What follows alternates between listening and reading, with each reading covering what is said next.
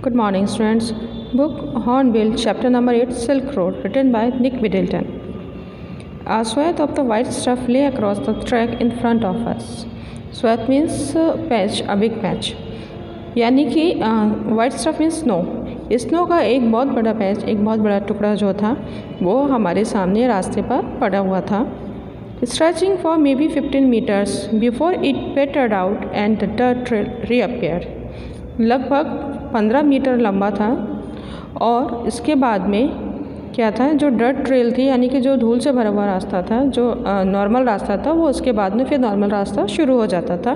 बीच रास्ते में करीब 15 मीटर लंबा एक वाइट स्नो का पैच था. The snow continued on either side of us.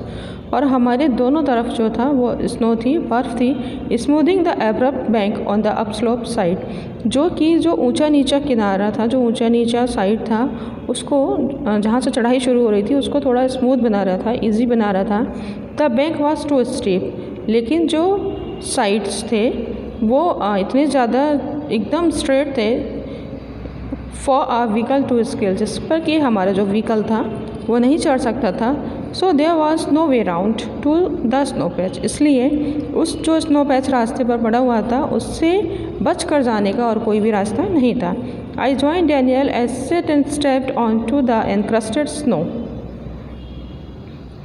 मैं डैनियल के साथ आ गया, उतर कर आ गया. जैसे ही सेटन ने वो जो स्ट्रॉन्ग स्नो थी, जो जमी हुई बर्फ़ थी, हार्ड हो गई थी जमने की वजह से वहाँ पर, उसको उस पर जब वो उतर कर आया और उसने उसे देखना शुरू किया तो मैंने उसे ज्वाइन किया. And begin to slither and slide forward.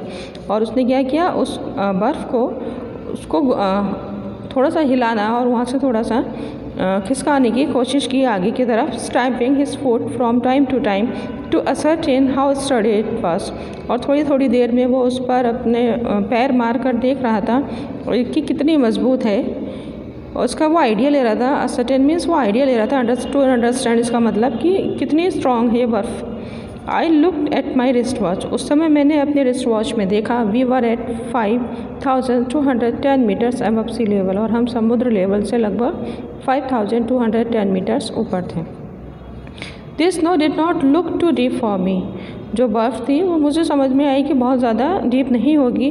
But the danger was not it's depth. लेकिन जो खतरा था वो इसकी डेप्थ नहीं थी. डैनियल ने कहा so much as it's icy top layer.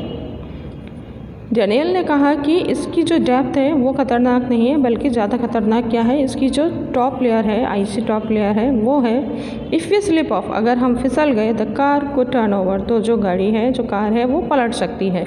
He suggested. उसने हमें सजेस्ट किया. As we saw set and grab handfuls of dirt and fling them across the frozen surface. जब हमने देखा कि सेटन ने धूल उठाई अपने हाथों में और उसको फिर जो जमी हुई सरफेस थी, यानी कि जो एक पैच पड़ा हुआ था बर्फ़ का हमारे रास्ते में, उसके ऊपर उसने उसे बिखेरा. We both pitched in and. हम पिच्ड इन एंड मतलब सपोर्ट करना, हम लोगों ने उनको सपोर्ट किया. And when the snow was spread with soil. और जब कि स्नो के ऊपर पूरी तरह से मिट्टी बिखर गई, Daniel and I stayed out of the vehicle to lighten Satan's load.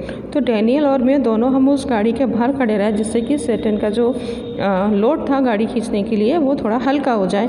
He backed up and drop towards the dirty snow. उसने गाड़ी पहले पीछे लेकर किया और उसके बाद जो स्नो के ऊपर धूल फैली हुई थी उस स्नो की तरफ वो बढ़ा.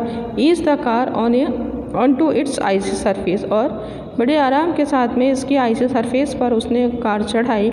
And slowly drop its length without apparent difficulty. और धीमे धीमे लगातार ड्राइव करता हुआ लगभग बिना किसी डिफ़िकल्टी के उसने उसके पूरे पैच को पार कर दिया. 10 मिनट्स लेटर. 10 मिनट के बाद में we stopped at another blockage. हम लोग जो थे, हमारे रास्ते में एक और दूसरा ब्लॉक आया, एक और दिक्कत आई. Not good sir, Seton announced as he jumped out again to survey the scene. Seton ने जैसे ही उसने वो सीन देखा और जब वो उसको जांच पड़ताल करने के लिए बाहर निकल कर आया तो उसने कहा सर ज़्यादा अच्छा नहीं है. This time he decided to try and drive round the snow. इस समय उसने डिसाइड किया कि वो कोशिश करेगा कि बर्फ़ के राउंड, बर्फ़ के चारों तरफ घुमाकर ड्राइव करने की, इसको क्रॉस करने की. The slope was steep. जो स्लोप था वो भी एकदम स्ट्रेट था, सीधा था। And studded with major rocks, और बहुत ही बड़ी बड़ी चट्टानों से भरा हुआ था। But somehow Saturn negotiated the, लेकिन किसी न किसी तरह सैटर्न ने उसको पार किया।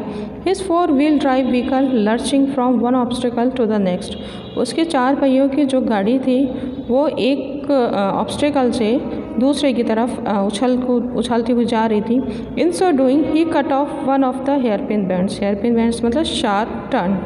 ऐसा करते करते उसने एक बहुत ही शार्प एंड था उसको पार किया। Regaining the trail further up where the snow had not drifted, उसके बाद वो वापस उसी रास्ते पर आ गया था जहाँ की रास्ता एकदम ठीक था।